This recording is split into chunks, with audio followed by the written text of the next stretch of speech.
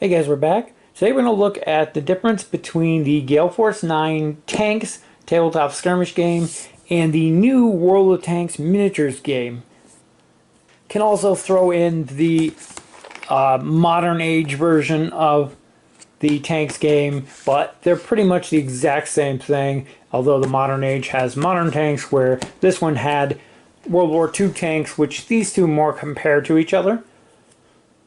So the first thing right off the bat you're going to notice is the number of models that come in the box. The World of Tanks set here comes with 4 different tanks from 4 different nations, where the original starter set for the old tanks game comes with 1 Panther and 2 Shermans. So the first thing to compare are the rule books, and they are nearly identical in everything through explaining the rules and everything, with the exceptions of a few things that have changed between them. The basic layout of the game, components and everything, the tutorial that's in here with the pictures, is almost identical word for word in both of them. The main difference here is in the back, where they have their scenario games and modes you can play. They have different available options. So in this you have Panzer Ace, a King of the Hill, a free-for-all, and a no retreat. And then in the World of Tanks one you have Assault, Encounter, Capture the Base, and free-for-all. Though looking through, this Encounter kind of looks like a King of the Hill with the center flag. Assault is pretty much your standard fight. Capture the Base is slightly different, I guess, and then the free-for-all, of course, is exactly the same. Main differences rule-wise, though. The new World of Tanks game has additional rules for being hauled down behind cover, as well as destroyable walls, which are nice. Tanks in World of Tanks destroyed immediately when it loses its last hull point, where in the old game they had a thing called Final Fury, which all of the shooting in a turn was supposed to take place simultaneously, so even if you were destroyed, you were allowed a final shot to shoot back. In the new World of Tanks game, when you're sitting stationary now, to gain a bonus to re-roll all of your blank dice on your attack, which is nice. They also have bonuses to the various tanks based on their weight classes. So light, medium, and heavies all have different bonus abilities. They've changed up the way platoons work. In the original game, platoons were nation faction themed. So all your American tanks were on one side, all the German tanks were on one side, and so on. In the World of Tanks game, they have made it so you can mix factions, partly because that's the way it is in the video game and it works for them, partly because of the limited amount of tanks that are available right now for that. So that change makes sense to me. And then because of the mixed faction rule, the bonus abilities that you used to get for a specific faction in the old game have been removed. Like the Americans used to have an ability called Gung Ho, which allowed them to basically count as moving 1 less than they actually moved when calculating their attack rolls and defense rolls. The Germans had Blitzkrieg. I can't remember what the other ones were, but yeah, each faction had its own little special rules. They've removed those from the game now. One other perk of the World of Tanks game is that the miniatures now come with codes that can be redeemed in the video game for premium time, as well as some upgrades and things. If it's your first time and you buy the box set, it even comes with a code for new accounts to World of Tanks that include a free premium tank, as well as a bunch of other upgrades. So that's cool. All of the expansion tanks, when you buy, are supposed to come with codes as well for extra upgrades and things, and probably some premium days with those too. I haven't seen those in person yet, but they're said to be in the packaging. One of the other real important things is the models themselves. While not too terribly much has changed with them, being the same scale and all, the models to the original Tanks game were based on those from Flames of War. These come as a complete model kit that you had to assemble from scratch. So there's tons of little pieces. You can see the tracks go on, the front pieces go on here, this shielding, that gun, these little plates on the sides, the extra tracks. They were all extra pieces you had to put together. Even the barrel of the gun came as a multi-piece thing that had to be put together, and these little external machine guns. The new models come pre-assembled in a solid kit. Now if you look at it, a lot of it looks like the same kit. You've still got the marks where they glued the tracks on and this here, but they do a much better job. There are no gaps in the seams where things meet together. Maybe it's just me that I suck at putting models together, but they seem to have done a much better job in them. They also come pre-primed. I don't know if you can hear it, but there's like a texture to it. So it's ready to basically, you can either use it just as is or just paint it up however you want. These ones you can see are literally, they're molded in the color plastic. And again, it's hard to tell on camera, but it's literally just green plastic. And while they look similar side by side, you can definitely feel the difference in this having a primer on it and this not. If you were going to paint a model, these you would probably have to put a primer or a base coat on before you could paint them, where these you can just go right at it. The trade-off here is that being pre-assembled, these are going to bring in a lot of players who are interested in just playing the game and not interested in the hobby side of it, in the modeling, in the painting, and assembling these tiny pieces, which you have to use tweezers and a lot of them to glue them into place properly. Whereas the tabletop war game fans and things are used to model kits and having to put things together and paint everything, and might like the ability that these came with little bags full of extra parts, like the extra gun turrets on the top here, the external guns, these little armor platings and track bits that you can put around so that you can customize and make your tanks different. They also came with multiple varieties, so you can have this version of the Sherman here with the 75mm gun, or you can have the later war variant that had the upgraded turret and the 76mm gun. And there's they came with a variety of pieces so that you could swap out parts and do that, which the new ones do not. So there's trade-offs both ways on those. Same goes for the new vehicle cards. These new ones are larger, the numbers are easier to see, they're more detailed. You can really see what's going on these, especially from across the table. They have the cool lore stories and history on the back, which are nice. And I like what they've done with those. Versus the original ones, which, sorry, they're sleeved. Versus the original ones here, that had just a small image, and this is actually the model, not artwork. And then they had your stats are this little line here, and you had your special rules if any here, and then this down here, this was your history behind the tank. These designate crew slots by these little things here. So you had 4 crewmen you could put on these, where this one has your 5 crewmen across the bottom there. So there have been some changes to them. But it just, I like the new cards a lot better than these. The difference is the base game for World of Tanks comes with exactly 4 cards. 1 for each of the 4 tanks that comes with the game. The base game for tanks came with 2 Sherman 75mm cards, 1 for each of the tanks in the game. 2 Sherman 76mm cards, 1 for each of the tanks that came with the game.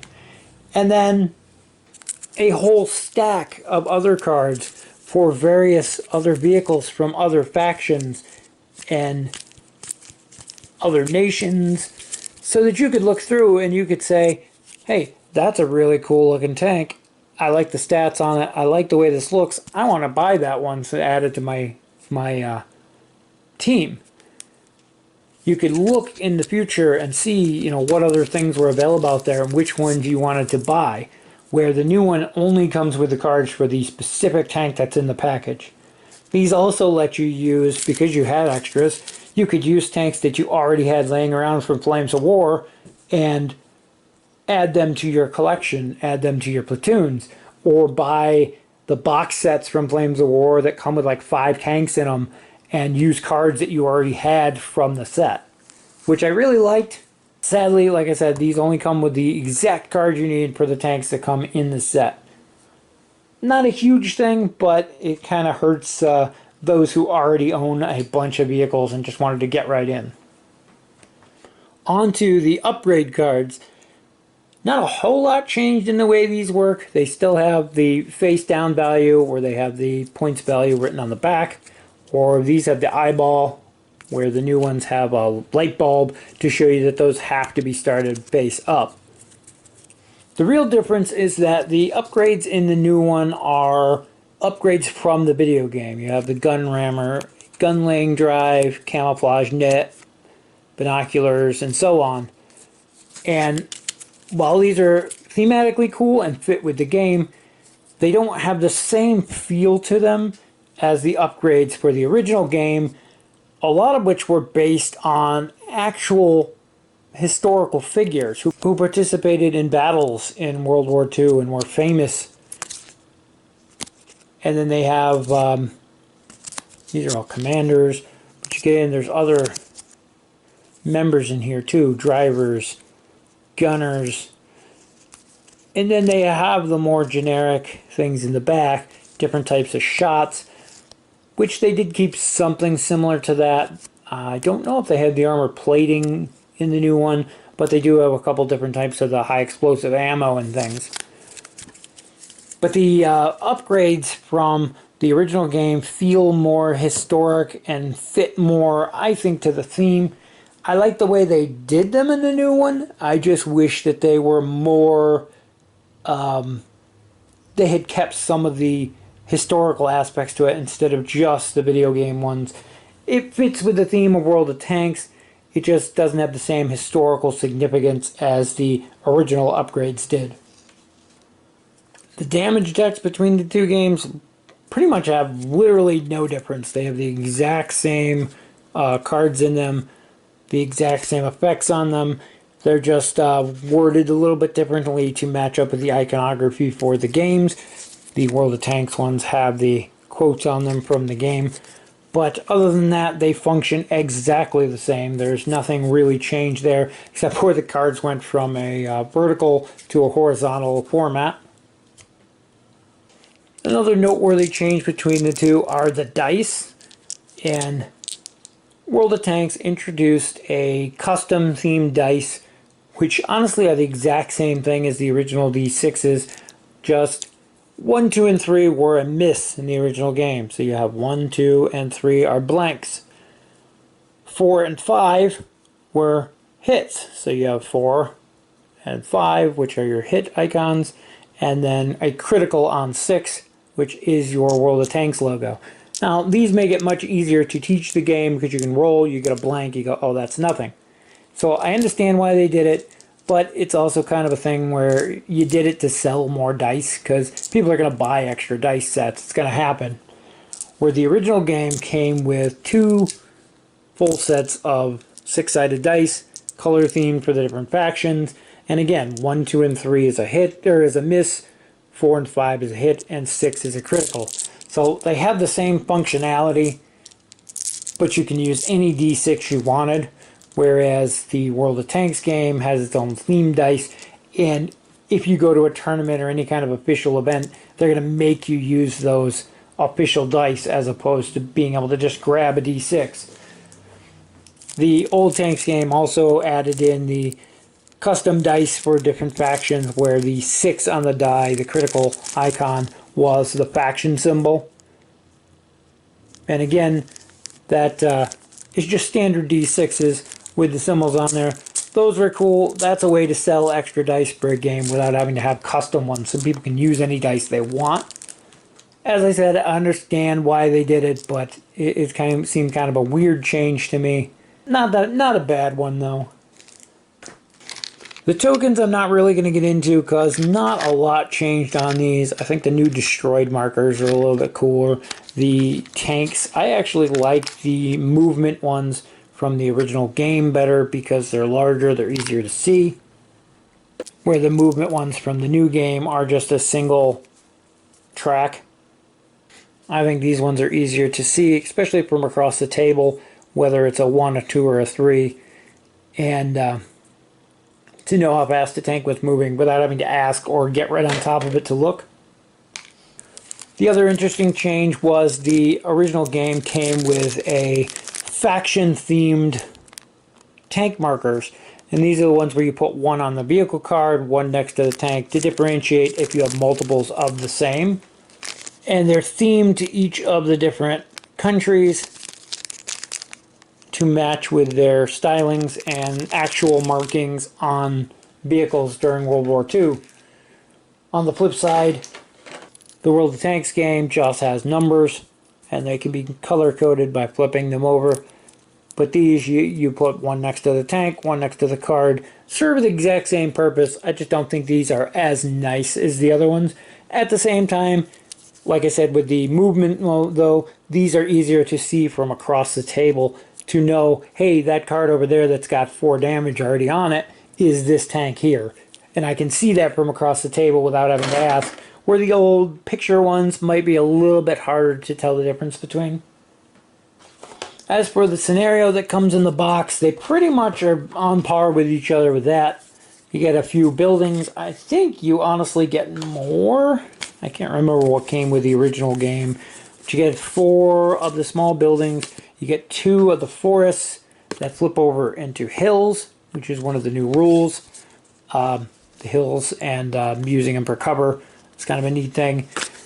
You get those with that set, as well as 4 of the new destructible walls, which are something new for the rules in the World of Tanks version. I will be completely honest, I bought a bunch of the scenario OP packs for the original game, so I'm not sure exactly what all comes with the original box set anymore because they're all mixed together. But I know you got this one giant forest section here, and you got this one odd-shaped section here, and there was an assortment of these smaller buildings that were whole on one side and destroyed ruins on the other. I cannot remember how many of these, or even if these were the ones. Like I said, I have a whole box full of them. But so the scenery is pretty comparable, though, to what you get in the box. And that's pretty much all there is to compare between the two games. As I said in the very beginning, I started off with the rules differences, and to be completely honest, I like overall the new World of Tanks rules better. I wish that we could keep the nationality rules. I do miss those that they're gone, and I miss the Final Fury rule. I'm not sure why they got rid of that one. That one's kind of a mystery to me, because even in the video game, simultaneous deaths happen, so I don't understand the reasoning behind removing that rule. So maybe somebody from GF9 can comment it or let me know why that is. But the other one, the faction rule, I understand why they got rid of those, especially being able to play mixed faction now. I would like them to put in the upgrade or some kind of like a theme card. If you have a team that's all one faction, you could get upgrades like they had in the Modern Age game that give you a bonus to your team for fielding a national strength team. I'm not sure what the requirements were to get these in that game, but you know what I'm saying. Something like that would be an interesting and an incentive for people to play a faction pure team. And just because I mentioned them at the beginning and never really showed them, if you wanted to see the difference in the Modern Age versus the other factions, the scale is quite a bit bigger on those, but I guess they technically would be larger vehicles as well. I never really cared for the Modern Age game. I bought the base set. I played it a couple times to try it out for a video, and it's sat on my shelf collecting dust ever since. So I might actually be selling that one off because everything is still in the original box. And yeah, there's my set with my 3 built tanks, and everything still right where it was. And one last thing for those who might not have been familiar with this, I've talked about it a few times, but in the very back here, there are assembly instructions to give you an idea how those old models were. There's your turrets, there's your base hull, and so on. There's the Panthers, all the various parts that go together.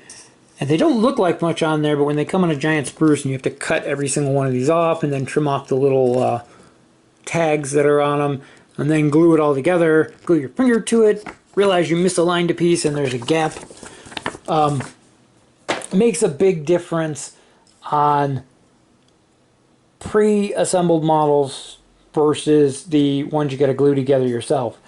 These are so much nicer just being able to take out of the box. I will give them credit for that. Though I do miss, like you can see here, they have the little mount on top for that external machine gun, which these I have mounted on the top.